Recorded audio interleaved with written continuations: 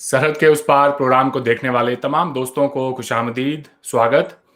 दोस्तों, हाल ही में मैंने यूट्यूब पर फारूक अब्दुल्ला साहब का एक इंटरव्यू देखा, जिसे सुनने के बाद में मन में बहुत सारे सवाल खड़े हुए। उस इंटरव्यू में मैंने फारूक अब्दुल्ला साहब की कुछ ऐसी बातें सुनी, जिन्हें सुनकर मुझे लगा कि एक खुला कॉन्ट्रडिक्शन है, उनकी पहले की जो बातें थीं और वो जो उस इंटरव्यू में बात कर रहे थे उसमें। तो सबसे पहले तो हम आज के हमारे मेहमान को खुशामदीद कहेंगे प्रोग्राम में, उसके बाद फिर आगे बात करते हैं। वेलकम टू द प्रोग्राम बाशानी साहब। थैंक यू जनाब, थैंक यू वेरी मच। मैं इससे पहले कि आपसे कुछ सवाल जवाब का सिलसिला शुरू करूं, आए पहले देखते हैं कि फारूक अब्दुल्ला साहब के उस इंटरव्यू में उन्होंने क्या कुछ कहा। कुछ उसकी छोटी छोटी क्लिप्स हम देखते हैं, प्लीज। डॉक्टर साहब, अभी मजमून एक आया, आर्टिकल आया टाइम्स ऑफ इंडिया में, और इसमें जो है लिखा हुआ है कि आप जो हैं, आपकी पार्टी जो है वो जो यूटी है,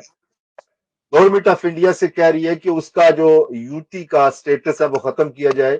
कश्मीर की हैसियत को जो है वो दोबारा उसको री एस्टेब्लिश कर दिया जाए, जिस तरह से 5 अगस्त 2019 से पहले की। इससे आपकी क्या मुराद है? इसको आप किस तरह से पढ़ते हैं? इससे क्या मीनिंग है आपकी? देखिए, पहले तो रियासत को इन्हें वापस करना चाहिए, इस रियासत को एक रखना चाहिए जो ये रियासत थी। दूसरा ये है कि जो इन्होंने हमसे छीना है 370 और 35 से, उसको वापस करिए, फिर लोग आगे सोच सके। अगर आप ये समझते हैं कि गुलामी में रखना है तो रखिए, जब तक आप रख सकते हैं। एक दिन वो तूफान आएगा जब ये सब मिट जाएंगी, गुलामियां हट जाएंगी। मगर डॉक्टर साहब, खमियाजा इस वक्त तो हमारी कौम भुगत रही है। हमारे पास हमारी कौम भुगतती रहेगी, आप इससे दूर न जाइए। जहां हम भुगत रहे हैं, हमें और भी भुगतना है, क्योंकि हमारा ईमान कमजोर है। हमने अल्लाह को छोड़ के शैतान को पकड़ लिया है, हमने शैतान के रास्तों को अपनाया है, पैसों पे अपने आप को बेच डाला है, अपने ईमान को बेच डाला है। जब तक हमारा ईमान मजबूत नहीं होता, तब तक हम कोई चीज नहीं हासिल कर सकेंगे। 5 अगस्त आ रहा है डॉक्टर साहब, और 5 अगस्त जो है वो यहाँ यूरोप में तमाम कश्मीरी, बर्मिंघम, वहां पर लंदन में प्रोटेस्ट करने जा रहे हैं इंडियन कॉन्सुलेट के सामने। अगर आप यहाँ पर लंदन में होते मेरे साथ, या वाशिंगटन में या न्यूयॉर्क में होते, तो इस यौम स्याह के जुलूस को लीड करते या नहीं करते? क्यों नहीं करता? मगर मैं नहीं हूं। मैं तो एक कैदी बैठा हुआ हूं घर के अंदर। यहां तो एक तरफ से वायरस ने हमें पकड़ रखा है, दूसरी तरफ से हर तरफ हमें बर्बादी के सिवा कुछ नहीं दिखता। अल्लाह के दामन को थाम लीजिए, उसके बगैर कोई माबूद नहीं है, वही ताकत है, उसकी तरफ ज्यादा रुजू हुई है। उसे मांगिए कि हमारे इन मुश्किलों से निकल सके, और जितना कर सके इस मजलूम कौम के लिए करें, कि इस मजलूम कौम को इन मुश्किलों से निकाल सके। अल्लाह इनको कामयाबी दे, अल्लाह इनके कदमों में ताकत बख्शे। जी बाशानी साहब, फारूक अब्दुल्ला साहब से जब ये पूछा गया कि 5 अगस्त आ रहा है और इस दिन तमाम कश्मीरी यूरोप में, अमेरिका में, दुनिया भर में इंडियन हाई कमीशन के बाहर जलसा करेंगे, वहाँ पे जाके प्रोटेस्ट करेंगे, यौम स्याह मनाएंगे, तो क्या आप उस प्रोटेस्ट को लीड करेंगे? तो फारूक अब्दुल्ला साहब का कहना है कि मैं हूं नहीं वहाँ पे, नहीं तो ज़रूर करूँगा। आप क्या कहेंगे, कितना दुरुस्त है फारूक अब्दुल्ला साहब के लिए, अगर वो होते भी वहां पर, इस किस्म के प्रोटेस्ट में शिरकत करने का उनका क्या लॉजिक है? वो इंडियन एम्बेसी के बाहर जाके प्रोटेस्ट करना चाहते हैं, और किस बेसिस पर करना चाहते हैं? इंडिया ने तो उनको बहुत कुछ दिया है, उनकी यहाँ पे वजारतें रही हैं, उनके खानदान ने 70 साल हुकूमत की है।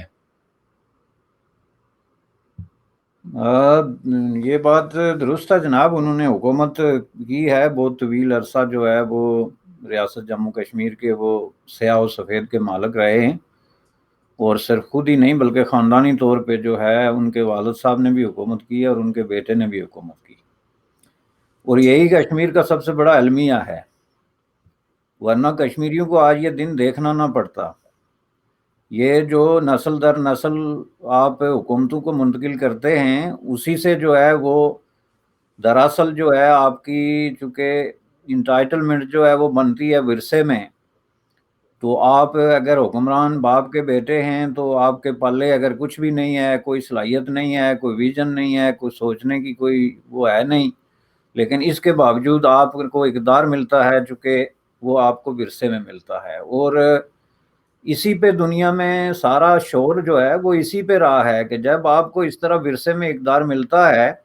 تو پھر آپ چونکہ اس کے اہل نہیں ہوتے تو آپ پھر اس میں جو کام کرتے ہیں اس کی وجہ سے پوری کام کو جو ہے وہ بھگتنا پڑتا ہے۔ اب میں بارہ یہ عرض کر چکا ہوں کہ دیکھیں شیخ عبداللہ جو ہے ان پہ آپ کتنی بھی تنقید کریں یا جتنا بھی آپ ان کے خیالات سے جو ہے آپ کا عدم اتفاق ہو، لیکن وہ ایک بہت بڑے لیڈر تھے اور ان کا عوام میں بہت بڑی ایک مقبولیت تھی، اور اس کی وجہ یہ نہیں تھی کہ ان کے باپ کوئی وہاں کے وزیر اعظم تھے یا کوئی جاگیردار تھے، بلکہ اس کی وجہ یہ تھی کہ وہ عوام سے اٹھے تھے، ایک سکول ٹیچر کے جو ہے وہ جگہ سے اٹھ کے تو انہوں نے ایک پولیٹیکل سٹرگل کی اور سوسائٹی میں اپنی سپیس بنائی۔ تو اس طرح کے جو پالیٹیشین ہوتے ہیں ان سے اگر غلطیاں ہوں بھی، اور غلطیاں ہوتی ہیں، اور ڈیفینیٹلی شیخ صاحب نے بھی بہت بڑی غلطیاں کی ہیں، لیکن اس کے باوجود ان کی جو انٹائٹلمنٹ ہے نا وہ رہتی ہے، چونکہ وہ دھرتی سے جڑے لوگ ہوتے ہیں، عوام سے جڑے لوگ ہوتے ہیں، تو ان کا پھر عوام کی نبض پہ یاد ہوتا ہے۔ تو اب ان کے بعد انفارچونیٹلی اب فاروق عبداللہ صاحب کو ایک سونے کا چمچ یا چمچہ کہہ لیں آپ، یہ لے کے پیدا ہوئے اور آ کے اقتدار میں بیٹھ گئے، تو ان لوگوں نے جو کام کیے وہاں پہ نسل در نسل، اس کے بعد عمر صاحب آئے۔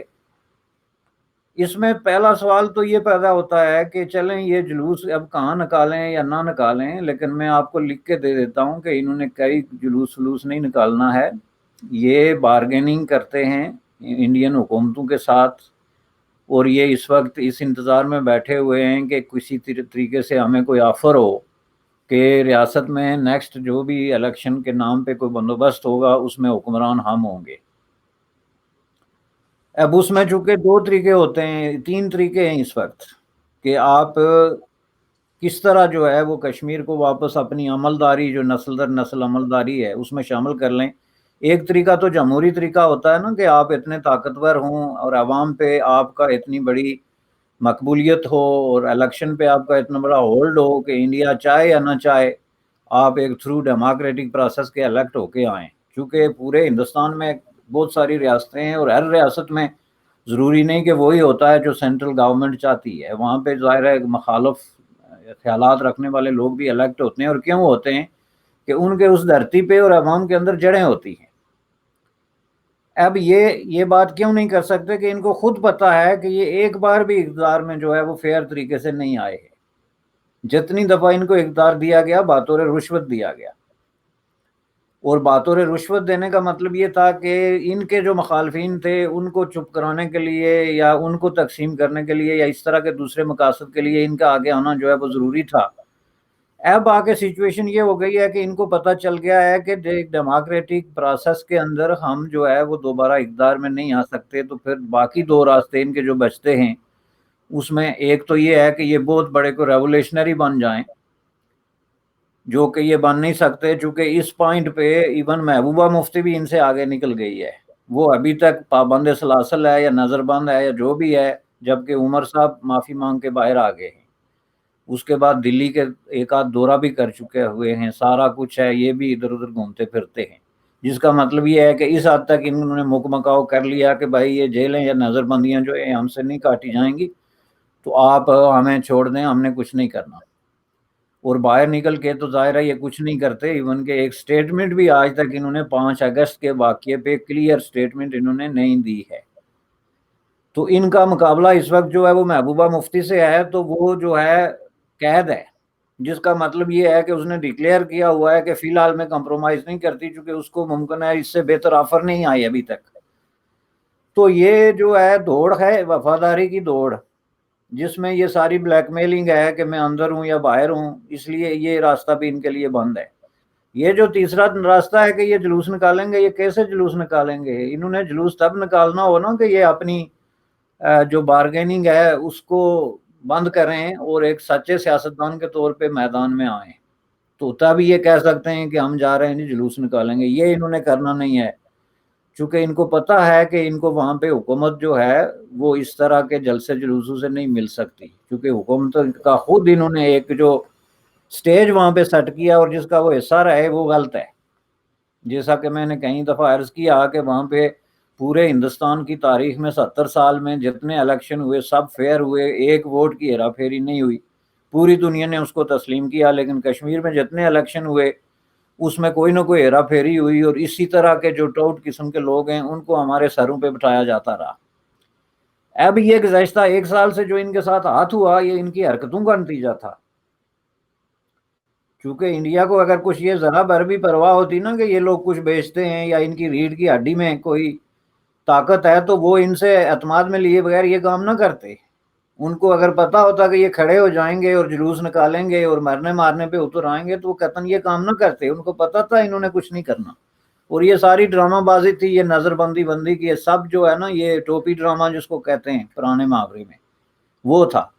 اب یہ آگے ہو گئے ننگے، اور اب یہ اس طرح کی باتیں جو ہیں وہ کر رہے ہیں انفارچونیٹلی۔ لیکن اس سے بڑا المیہ یہ ہے کہ یہ جو زبان بولتے ہیں وہ ایک ٹھیٹھ قسم کے مولوی کی زبان انہوں نے بولی ہے۔ ہاں، انہوں نے یہ کہا وہاں پر کہ ہمارے سارے دکھ تکلیف کی وجہ یہ ہے کہ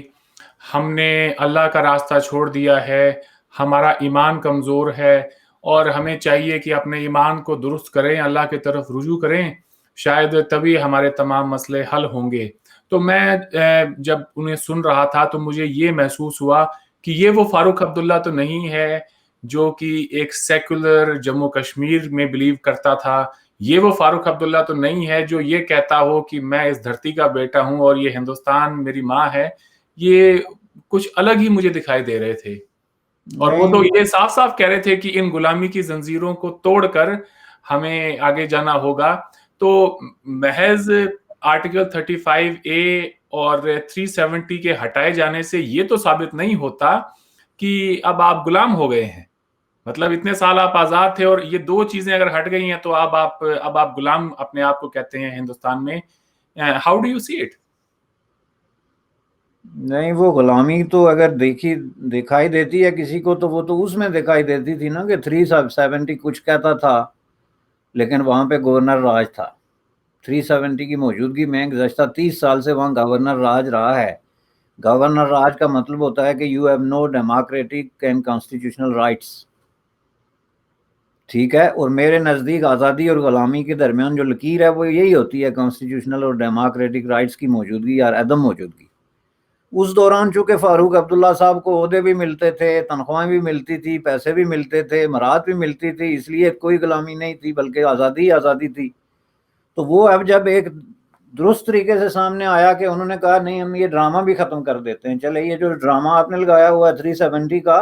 جس کو اس طرح کے لوگ پہلے بھی نہیں مانتے تھے کہ یہ کوئی چیز ہے، تو انہوں نے کہا وہ بھی ختم کرتے ہیں، اب ان کو غلامی نظر آتی ہے۔ بات یہ نہیں ہے سر،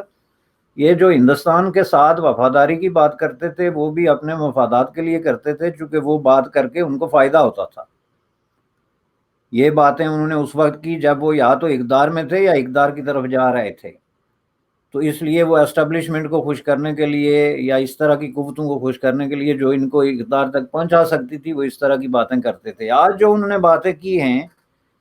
یہ ایمان کی کمزوری کی بات اور غلامی کی بات، اور اللہ تعالیٰ جو ہے اس کو منظور ہی نہیں ہے کہ ہمیں آزادی ملے، تو یہ کون ہے؟ یہ بات جو ہے یہ کشمیر کے اندر وہ جو ڈپریس قسم کے ملیٹنٹ ہیں نا ان کی زبان ہے۔ یہ زبان جو ہے بول کے تو یہ خوش کس کو کرنا چاہتے ہیں کہ دیکھیں وہاں پہ جو ہے ایسا نہ ہو کہ علی گیلانی بھی مجھ سے آگے نکل جائے جس کے پاس 1 سیٹ ہے، ان کے پاس تو پھر بھی جو ہے وہ 10-12 سیٹیں ہیں ہر حالت میں۔ تو اس لیے جو ہے آپ ان سے ان کی ذہنی کیفیت کا اندازہ لگا سکتے ہیں۔ میں سمجھتا ہوں کہ یہ کشمیری عوام کے ساتھ جو ہے یہ بہت بڑا دھوکہ ہے کہ ان کے لیڈر جو ہے وہ سچ بولنے سے گھبراتے ہیں، اس لیے کہ ان کو پتہ ہے کہ سچ بولنے سے ہمارے ذاتی مفادات جو ہیں وہ مجروح ہوں گے، آلدو کہ ان کو پتہ ہے کہ سچ بولنے میں ہی کشمیری عوام کی نجات ہے۔ کشمیری عوام کی نجات نہ ایمان میں ہے، نہ اس کو تازہ کرنے میں ہے، نہ پرانا کرنے میں ہے، بلکہ سچ بولنے اور سچ تسلیم کرنے میں ہے کہ ہمارے ارد گرد ہو کیا رہا ہے بھائی۔ گزشتہ 30-40 سال سے کس طرح آپ لوگوں نے مل جل کے تو اس ملک کو لوٹا ہے، اس پہ حکومت کے نام پہ آپ نے جو لوٹ گسوٹ اور اقربا پروری اور ٹھیکے داری اور یہ سارے کام کیے ہیں، اور لوگوں کو کنفیوز کیے رکھا ہے، لوگوں کو تقسیم کیا ہے۔ کبھی آپ ملیٹنسی کے سر پہ ہاتھ رکھتے ہیں، جس طرح محبوبہ مفتی جو ہے وہ دونوں طرف وہ انگریزوں کے باقول خرگوش کے ساتھ بھی دوڑو اور شکاری کے ساتھ بھی دوڑو، جا کے ملیٹنسوں کے جنازوں پہ رواس کرتی ہے، اور ادھر سے جناب جو ہے وہ حکومت بھی کرتی ہے بی جے پی کے ساتھ مل کے۔ یہ لوگ یہ سمجھتے ہیں کہ یہ چالاک ہیں اور عوام بیوقوف ہیں، اور اس میں کوئی زیادہ ہے ان کی وہ غلط فہمی بھی نہیں سمجھتا، چونکہ تاریخ نے یہی ثابت کیا کہ عوام پھر ایک دفعہ جو ہے وہ ان کے پیچھے چلنا شروع ہو جاتے ہیں، چونکہ ان کے پاس کچھ متبادل ہے نہیں، اور یہ سمجھتے ہیں کہ جی یہ جو اقتدار کا ہما ہے یا یہ جو یہ ہمارا مقدر ہے، تو اس کو ہم نے کسی نہ کسی شکل میں جو ہے وہ جاری رکھنا ہے۔ لیکن کل جو زبان انہوں نے بولی ہے وہ ایک اسلامک فنڈامنٹلسٹ کی زبان ہے، وہ ان کو بس صرف ایک داڑھی کی ضرورت ہے، جو کہ عمر عبداللہ نے آلریڈی رکھ لی ہے ماشاءاللہ، تو بس وہ ایک داڑھی بڑھا لیں، ایک تسبیح اٹھا لیں اور یہ زبان بولیں تو وہ بھی علی گیلانی کی طرح پاپولر ہو جائیں گے، وہاں بھی جو ہے وہ 10-20 ملیٹنٹس ان کے ارد گرد جمع ہو جائیں گے۔ لیکن جہاں تک کشمیری عوام کا تعلق ہے، ان کے ساتھ یہ تاریخ میں جو ہے وہ تیسری بار پھر دھوکہ ہوگا۔ ایک دفعہ اس وقت دھوکہ ہوا تھا جب مہاراجہ ہری سنگھ جو ہے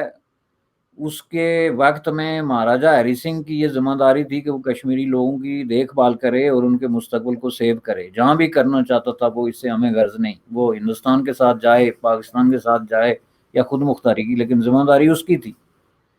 دوسری بار جو ہے وہ ذمہ داری جو ہے شیخ عبداللہ کی تھی، کیونکہ اس کو الیکٹ کیا گیا اور اس کے پیچھے بہت بڑا جو ہے عوام کا ایک جمع غفیر تھا۔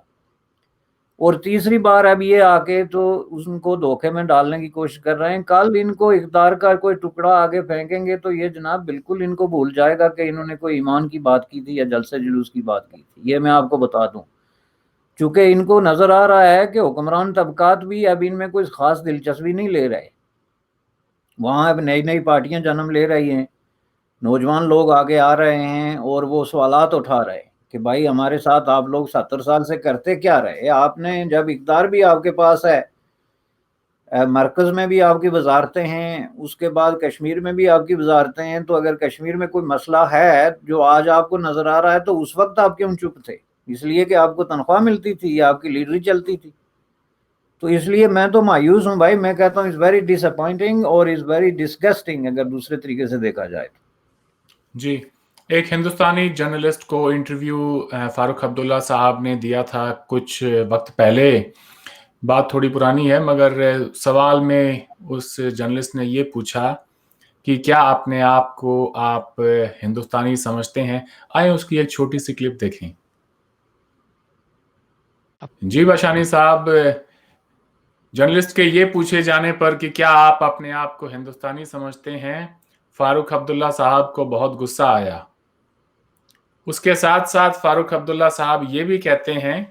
کہ میں نے بھٹو صاحب سے یہ کہا کہ آپ کے زیر انتظام جو علاقہ جسے آپ آزاد کشمیر کہتے ہیں، آپ اسے بالکل آزاد دے دیں، یونائیٹڈ نیشنز میں ایک سیٹ دیں اور پھر انہیں لڑنے دیں ہمارے خطے کی آزادی کے لیے۔ یہ تو ایک بہت بڑا کانٹرڈکشن ہے۔ جب آپ اپنے آپ کو ہندوستانی سمجھتے ہیں تو پھر کون سی آزادی کے لیے آپ چاہ رہے تھے کہ پاکستان ایڈمنسٹرڈ کشمیر یا آزاد کشمیر کے لوگ آپ کا کیس لڑیں دنیا بھر میں؟ وہ کلپ بھی میں چاہتا ہوں ایک بار ذرا دیکھ لیں، لوگوں کی میموری بالکل فریش ہو جائے۔ اسی انٹرویو میں یہ بات بھی انہوں نے کہی ہے، آئیں ذرا یہ بھی دیکھ لیں۔ I spoke to Bhutto Sahab in 74 and I asked Bhutto Sahab, I said, why don't you make Azad Kashmir a free Kashmir as a member of Parliament, the United Nations, and let them then fight for this part of Kashmir? You know what his answer was to me? He said, if once a country is made free, how can it be part of us? That is the answer to many of your people who are listening to this. Let those both countries realize that people of this land are free people, and they must be treated like that. They should not be treated as slaves, either by Pakistan or by India. And as free people, they must be given the right to decide their future. That is what National Conference has always believed in. जी बाशानी साहब, आप इन दोनों statements को किस तरह से देखते हैं? एक इंसान एक वक्त में हिंदुस्तानी भी है और वो ये भी चाहता है कि कोई दूसरा उनकी आज़ादी का केस लड़े। अगर आप हिंदुस्तानी हैं तो फिर कौन सी आज़ादी है? नहीं, उनके हिंदुस्तानी होने पे मुझे एतराज़ नहीं है जनाब, क्योंकि वो तो अब कश्मीर के अंदर अगर एक कश्मीरी चाहता है या समझता है कि मैं हिंदुस्तानी हूँ तो उसका हक बनता है, क्योंकि कश्मीर में तो वहाँ नारे लोग लगा रहे हैं हम पाकिस्तानी हैं, जो कि बिल्कुल ही एक दूसरी तरफ का इशू है। तो जम्मू कश्मीर तो हिंदुस्तान की अमलदारी में है ना जी, उसके अंदर है, आप उसका पासपोर्ट यूज़ करते हैं, आप उसका जनाब जो है कॉन्स्टिट्यूशनल अरेंजमेंट से फ़ायदे उठाते हैं, आप सारी उसकी हिस्सा हैं प्रैक्टिकली। तो वहाँ अगर वो अपने आप को क्लेम करते हैं मैं हिंदुस्तानी हूँ तो उस पर हमें कभी एतराज़ नहीं रहा है, तो और ना ही हमें उन लोगों पे कभी एतराज़ रहा है जो अपने आप को कश्मीर में बैठ के तो पाकिस्तानी क्लेम करते हैं। लेकिन जब ये रेवोल्यूशनरी बनने की कोशिश करें ना, तो फिर इनका ये जो फैसिलिटेटर का रोल होता है उसको हम इग्नोर नहीं कर सकते, फिर हमें ये कहना पड़ता है कि ये लोग मुनाफकत कर रहे हैं। किसी मुल्क के साथ, वतन के साथ या अकाम के साथ आपकी हमदर्दियाँ जो है वो मशरूत नहीं होती, कंडीशनल नहीं होती कि अगर मैं इक़दार में हूँ या आपकी गुड बुक्स में हूँ तो मुहब्बे वतन हूँ, लेकिन अगर मैं बाहर हूँ या आपकी गुड बुक्स में नहीं हूँ तो मैं एकदम जो है वो गद्दार हो गया। बाकी रह गई जो सवाल ये कि जी उस तरफ की हुकूमत को एम्पावर करें, ताकि ये पुराना थीसिस है। इसके पीछे आप देखेंगे खुद शेख अब्दुल्ला के ज़माने में जब माजराई शुमारी बनी थी, उस वक्त में कुछ जो है इस तरह की मिलिटेंट ऑर्गेनाइजेशन भी वहाँ पे मर्ज हुई थी, जो कि ये कह रहे थे कि हम मसल्ला बगावत करते हैं कश्मीर के अंदर, और इस हवाले से जो है वो हम जो है वो एक इनकलाबी हुकूमत बनाई हुई है हमने आज़ाद कश्मीर में, और उसको बुनियाद बना के तो हम इंटरनेशनली अपना केस उठाएंगे। पुराना ये एक थीसिस है, ज़ाहिर है इसमें कोई नई बात मुझे नज़र नहीं आती। भुट्टो साहब के ज़माने में मुमकिन है, अगर वो जुल्फ़िकार अली भुट्टो की बात करते हैं तो उस वक्त मुमकिन है उन्होंने कहा हो, चूँकि उस वक्त कश्मीर में ये एक बड़ी सोच पैदा हो गई थी कि यहाँ पे मिलिटेंसी होनी चाहिए और यहाँ पे एक एग्जाइल हुकूमत बना के तो इंटरनेशनली ये मसला जो उठाया जाए, चूँकि 60s की दहाई में 70s में जो है ये इंटरनेशनली एक ट्रेंड था, तो मुमकिन है उन्होंने कहा हो। लेकिन बहरहाल उसकी मैं तरदीद नहीं करता कि नहीं कहा होगा, लेकिन बहरहाल आपने खुद इसी इंटरव्यू में उनको देख लिया कि वो आज़ाद कश्मीर के बारे में कुछ नहीं जानते। भुट्टो साहब की बात पर भी हमें गौर फरमाना चाहिए। उनका ये कहना था कि अगर हम आज़ाद कर देते हैं इस खित्ते को कम्प्लीटली और यूनाइटेड नेशंस में इनकी सीट हो जाती है तो once a country is free it is free. तो क्या इस पर एक सवाल ये नहीं बनता कि फिर वो जो थर्ड ऑप्शन जिसकी बात अक्सर लोग करते हैं दोनों तरफ में कि ना इंडिया ना पाकिस्तान, खुद मुख्तार कश्मीर, उसकी तो गुंजाइश पाकिस्तान ने कभी रखी ही नहीं है, तो फिर किस आज़ादी की बात हो रही है? फिर तो मतलब साफ है कि बात सिर्फ हिंदुस्तान की है। नहीं, वो बात ये है कि जहाँ तक पाकिस्तान का ताल्लुक है ना जी, तो पाकिस्तान इसमें ओपनली भुट्टो साहब हों या कोई भी प्राइम मिनिस्टर हो, with the exception of one, कि सब जो है उन्होंने खुल के ये कहा कि कश्मीर से मुराद ये है कि भाई वैली हमें दे दो, बस बात ख़त्म। उसमें कोई आज़ादी का ऑप्शन जो है वो रिपीटेडली इन लोगों ने बार बार उसको कहा कि ये हम नहीं मान सकते, यानी ये उनके किसी तरीके से भी जो है वो वहम और गमा में भी नहीं है कि कश्मीरी को आज़ाद भी हो सकते हैं, वो ऑप्शन ही उन्होंने लपेटा है। और ये आपको पता है कि जो थर्ड ऑप्शन पहले यूनाइटेड नेशन में था, पहली बात यह है कि थर्ड ऑप्शन एक बर्रे सगीर में एक रिकग्नाइज किस्म का ऑप्शन है, चूँकि ये रियासतें जो प्रिंसली स्टेट बनी थी इसका मतलब भी एक थर्ड ऑप्शन ही है कि जो अंग्रेज़ों के साथ नहीं थे तो वो नीम खुद मुख्तारी की हालत में थे। बाद में महाराजा ने जो स्टैंड लिया वो भी इसी बुनियाद पे लिया कि हम जैसे हैं वैसे ही रहेंगे जी, ये भी थर्ड ऑप्शन ही है। थर्ड ऑप्शन एक मेन स्ट्रीम سوچ رہی ہے کشمیر میں، یہ کوئی پیکٹ نہیں ہے بلکہ مین سٹریم سوچ رہی ہے. شیخ عبداللہ بھی جو ہے وہ بنیادی طور پہ تھرڈ آپشن کا حامی تھا جو کہ سب سے پاپولر لیڈر تھا. لیکن پاکستان کی position from day one with the exception of Quaid Azam محمد علی جناح، پاکستان کے ہر حکمران کی یہ رہی ہے کہ یہ کشمیر جو ہے یہ ہمارا کوئی ذاتی جاگیر ٹائپ چیز ہے، اس لیے یہ انڈیا ہمارے حوالے کر دے. اور ذاتی جاگیر اس لیے ہے کہ اس میں مسلمان بستے ہیں، جس میں کہ ٹوٹلی باقی جو قومیتیں ہیں جو مذاہب ہیں ان کو اگنور کر کے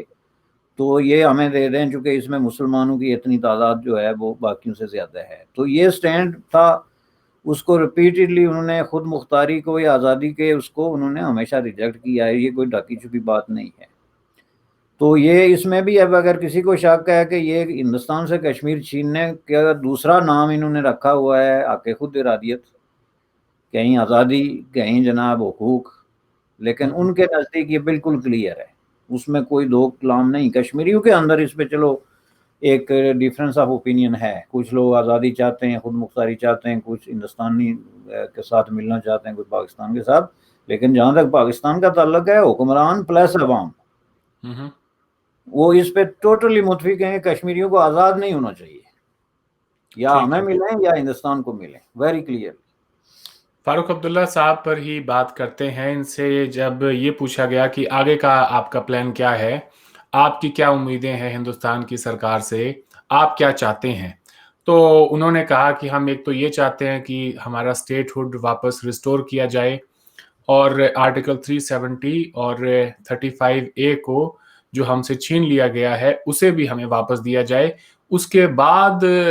تو کوئی گنجائش ہو سکتی ہے، نہیں تو پھر کوئی ان سے بات چیت کی گنجائش نہیں ہے، پھر یہ غلامی کی جنگ ہم لڑیں گے. آئے ذرا سن لیں ایک بار فاروق صاحب کیا کہہ رہے ہیں. ڈاکٹر صاحب، ابھی مضمون ایک آیا، آرٹیکل آیا ٹائمز آف انڈیا میں، اور اس میں جو ہے لکھا ہوا ہے کہ آپ جو ہیں، آپ کی پارٹی جو ہے وہ جو یو ٹی ہے، گورنمنٹ آف انڈیا سے کہہ رہی ہے کہ اس کا جو یو ٹی کا سٹیٹس ہے وہ ختم کیا جائے، کشمیر کی حیثیت کو جو ہے وہ دوبارہ اس کو ری اسٹیبلش کر دیا جائے جس طرح سے 5 اگست 2019 سے پہلے کی. اس سے آپ کی کیا مراد ہے، اس کو آپ کس طرح سے پڑھتے ہیں، اس سے کیا میننگ ہے آپ کی؟ دیکھیں، پہلے تو ریاست کو انہیں واپس کرنا چاہیے، اس ریاست کو ایک رکھنا چاہیے جو یہ ریاست تھی. دوسرا یہ ہے کہ جو انہوں نے ہم سے چھینا ہے 370 اور 35 ہے اس کو واپس کریے کہ لوگ آگے سوچ سکیں. اگر آپ یہ سمجھتے ہیں کہ غلامی میں رکھنا ہے تو رکھیے، جب تک آپ رکھ سکتے ہیں. ایک دن وہ طوفان آئے گا جب یہ سب مٹ جائیں گی، غلامیاں ہٹ جائیں گی. جی باشانی صاحب، تو پھر آپ کیا سمجھتے ہیں کہ جو فاروق عبداللہ صاحب کہہ رہے ہیں اس بات پر قائم رہیں گے، اور رہیں گے تو کتنے عرصے تک رہیں گے، یا پھر ان میں کوئی لچک آئے گی؟ سر وہ میں نے پہلے عرض کر چکا ہوں کہ یہ بارگیننگ چپ ہے ان کے پاس. وہ انڈیا کو بلیک میل کر رہے ہیں ماضی کی طرح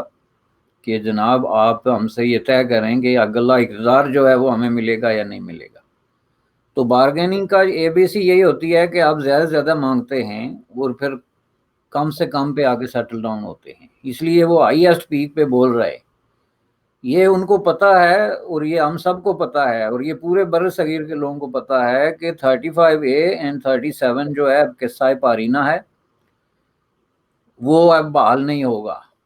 یہ ریاست آزاد ہونا یہ دوسری بات ہے. یہ اگر کشمیری چاہیں تو کشمیریوں پہ ڈیپینڈ کرتا ہے نا ہر چیز. وہ چاہیں تو ہندوستان کا حصہ بن جائیں، پوری کہانی ختم کر دیں،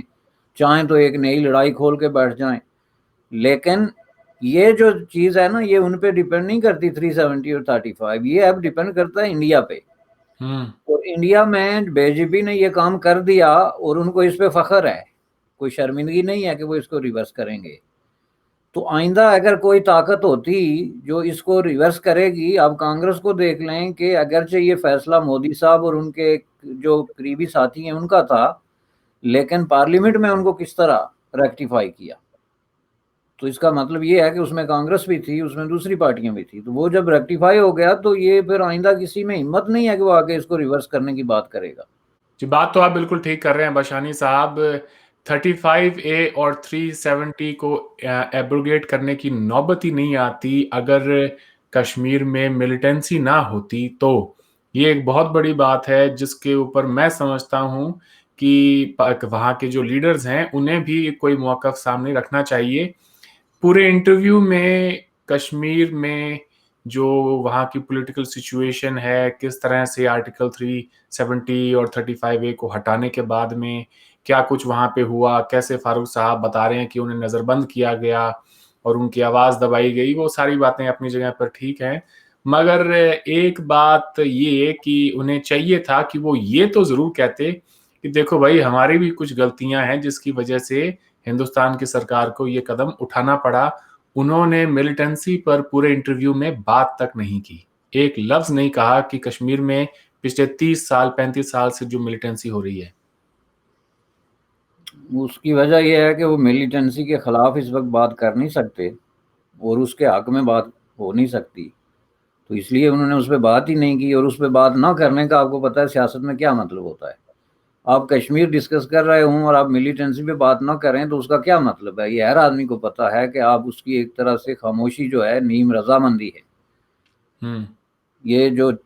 چیز ہے یہ سامنے ہے اور اس پہ ظاہر تنقید ہونی چاہیے۔ دوسرا یہ ہے کہ وہ ضروری نہیں کہ وہ سیاست میں بعض چیزیں ایسی ہوتی ہیں کہ وہ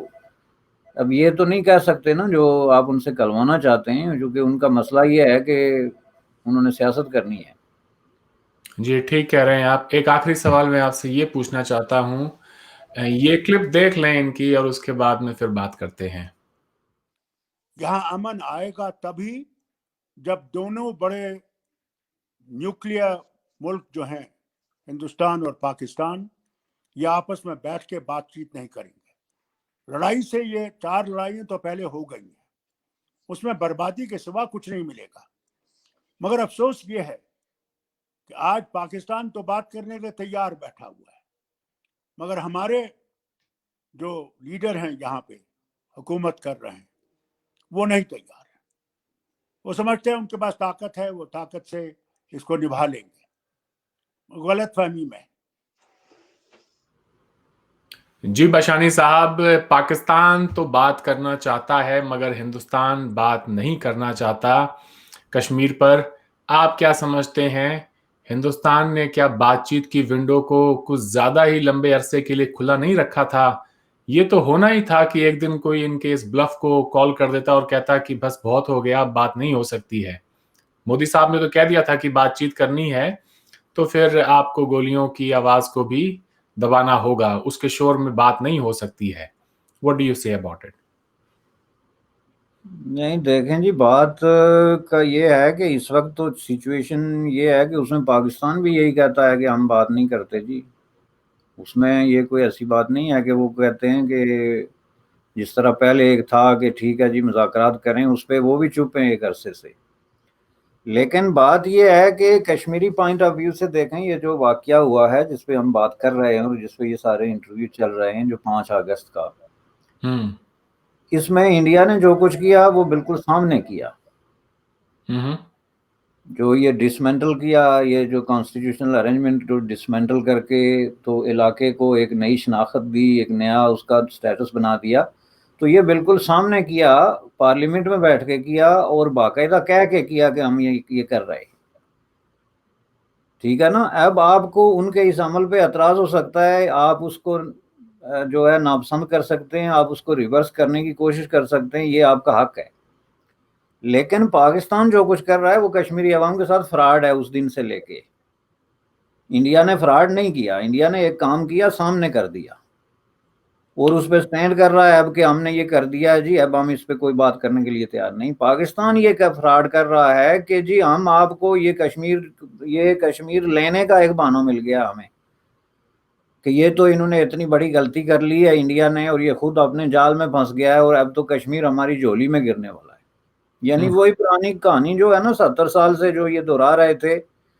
اس کو انہوں نے دوبارہ نئے جذبے کے ساتھ جو ہے وہ دہرانا شروع کر دیا، جس کی وجہ سے مجھے بہت بڑا افسوس ہے کہ یہ کشمیری عوام کے ساتھ بہت بڑا دھوکہ ہو رہا ہے، اور ان کو ایک ایسی امید میں ڈالا جا رہا ہے جس کی وجہ سے وہ بالکل ایک ایسی سچویشن میں چلے گئے ہیں کہ نہ وہ ترقی کر سکتے ہیں، نہ سکون کا سانس لے سکتے ہیں، اور نہ ان کو پتہ چل سکتا ہے کہ بھائی ہمارا کیا ہے، کل کیا ہوگا۔ یعنی انہوں نے سٹینڈ بائی کیا ہوا ہے 70 سال سے، کہ سٹینڈ بائی ہو کے ہتھیار اٹھا لیں، گولیاں مارتے رہیں، پتھر پھینکتے رہیں، نعرے لگاتے رہیں، ہم ابھی نہیں تو کل آپ کو کشمیر لے کے دے دیں گے۔ اب یہ پالیسی ہے اس طرف سے، تو اس پالیسی کو سامنے رکھتے ہوئے پاکستان کو مذاکرات پہ کیا اعتراض ہے؟ وہ تو کشمیر مانگ رہے ہیں نا جی، کہ کشمیر ہمیں دے دو، تو اس میں اگر انڈیا ان کو کہو کہ آ کے بیٹھیں بات کریں، ہم آپ کو دے دیتے ہیں، تو ظاہر ہے پاکستان کو تو اسی میں فائدہ ہے، وہ ایسا ہی کریں گے۔ لیکن انڈیا جو ہے وہ تو ظاہر ہے مذاکرات کے حوالے سے ایک لمبی سٹینڈنگ، پہلے تو یہ ہے کہ انڈیا نے جو مذاکرات کیے ان کی اگر آپ پر گھنٹے اور دن اور سارا ٹائم کاؤنٹ کریں تو وہ کوئی ہزاروں آورز کے مذاکرات بنتے ہیں، جو مختلف کمیٹیوں سے لے کے یونائٹڈ نیشن سے لے کے اور خود فارن منسٹرز کے، آپ پیچھے نہ بھی جائیں تو آپ جو ہے وہ بھٹو سورن سنگھ مذاکرات سے لے کے آگے کاؤنٹ کرتے جائیں اپ ٹو مشرف، تو یہ کہیں سینکڑوں گھنٹوں کے جو ہے وہ مذاکرات بنتے ہیں۔ تو یہ مذاکرات ہی چلتے رہیں گے کہ بھائی آخر کو اگلا سٹیج بھی تو ہوتا ہے نا، اگلی بات کرو۔ تو اس حوالے سے میں سمجھتا ہوں کہ یہ جو ہے ایز اے ڈیموکریٹ اور ایز اے پیسفل پرسن جو کہ پیس پہ بلیو کرتا ہوں، میں تو ہر جگہ پہ مذاکرات اور گفتگو اور مکالمے کا حامی ہوں، اور میں بھی انڈیا سے یہ مطالبہ کرتا ہوں کہ انڈیا بات کرے، کیونکہ بات کرنے میں کوئی حرج نہیں ہوتی، بات کرنے سے کسی کا کچھ جو ہے وہ ضائع نہیں ہوتا، اس سے راستے نکلتے ہیں، اور اس میں کوئی حرج نہیں ہے۔ مذاکرات اگر پاکستان کہتا ہے تو انڈیا کو کرنے چاہیے، لیکن سب کا سٹینڈ جو ہے وہ اپنا اپنا۔ انڈیا اور پاکستان دونوں کی ایک لانگ سٹینڈنگ پالیسی ہے، ایک کہتا ہے کہ ہمارا انٹیگرل پارٹ ہے، دوسرا کہتا ہے ہماری شارگ ہے۔ بات چیت سے اگر امن کا ہی راستہ نکلے، کم سے کم جو روز وہاں پر جانے جا رہی ہیں، بے گناہ مارے جا رہے ہیں، وہ سب بند ہو جائے، خون خرابہ ختم ہو جائے، امن آ جائے، اور لوگ آپس میں یہ بارڈر کے رہتے ہوئے بھی اگر ملنا جلنا شروع ہو جائے، ٹریڈ شروع ہو جائے، امن کی اگر وہاں پہ کیفیت ہو، تو میں نہیں سمجھتا ابھی کسی بھی ملک کو بات چیت سے گریز ہونا چاہیے۔ آج آپ نے وقت دیا، اس کے لیے آپ کا بہت بہت شکریہ۔ آپ سے 2-4 روز میں پھر بات کریں گے۔ Thank you so much for giving اس ٹائم۔ تھینک یو جناب، تھینک یو ویری مچ۔